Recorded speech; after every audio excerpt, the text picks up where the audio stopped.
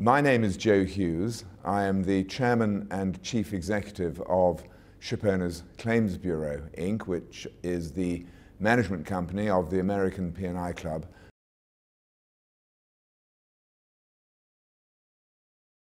There have been developing trends, certainly in the hull market, I think, over the last several months, that suggest that prices may have bottomed out in terms of hull cover. Whether that will reveal itself to the same extent in the P&I sector remains to be seen.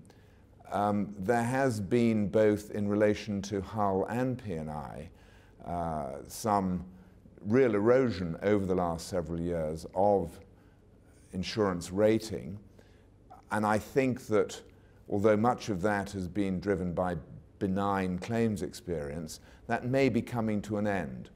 My instinct is that this might be, from a P&I context, the last soft renewal, if that's the right word to use, we might be experiencing in the industry, and that 2020 might be rather different. And indeed, there are signs on the hull side that rates are increasing somewhat now, certainly by comparison with what was the case 2 or 3 years ago.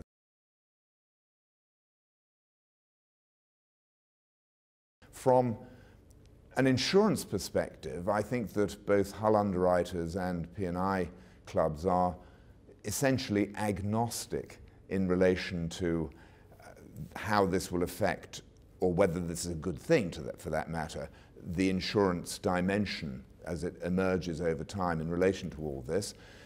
People have suggested that there might be an increase in engine breakdowns created where fuel isn't precisely the right quality or specification.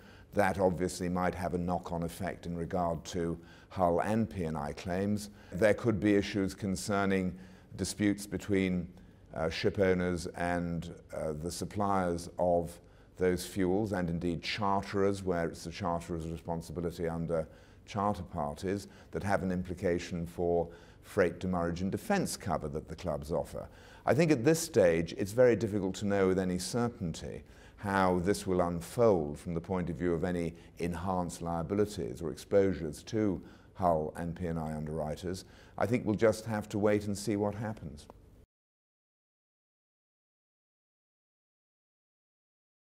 The international group of P&I clubs, whose oldest members go back 163 years. It's very much a tried and tested system and has the benefit of the support of the international shipping community. P&I clubs are owned and subscribed to by their members.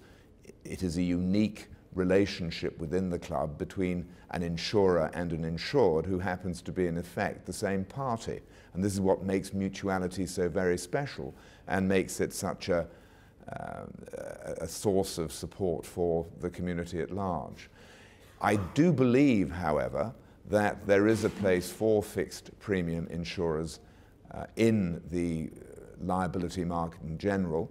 The American Club, for example, has as one of its brands the Eagle Ocean Marine facility, which has been very successful over recent years. I think that the fixed premium sector appeals mainly to the operators of smaller ships in local and regional trades, where a fixed premium solution to their needs is more attractive, where they don't necessarily need the very highest limits offered by the international group, and where they might not be so enthusiastic about assuming the obligations of mutuality. So I think that the overwhelmingly dominant position in the liability markets for shipping globally will remain that of the international group of P&I clubs, but there will certainly be a place for fixed premium insurers, and they will happily coexist, I suggest, alongside the clubs.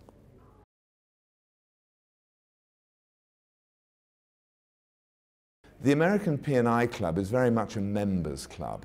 We've always been that way since we were founded nearly 102 years ago. Every member is important to us, from the largest to the smallest, and we encourage the closest contacts and the maximum accessibility of our people to our ship owner members. We're very much devoted to the idea that we're all in this together, and we encourage, in a very transparent way, those close relationships that are key to making a mutual, which of course we are, very successful.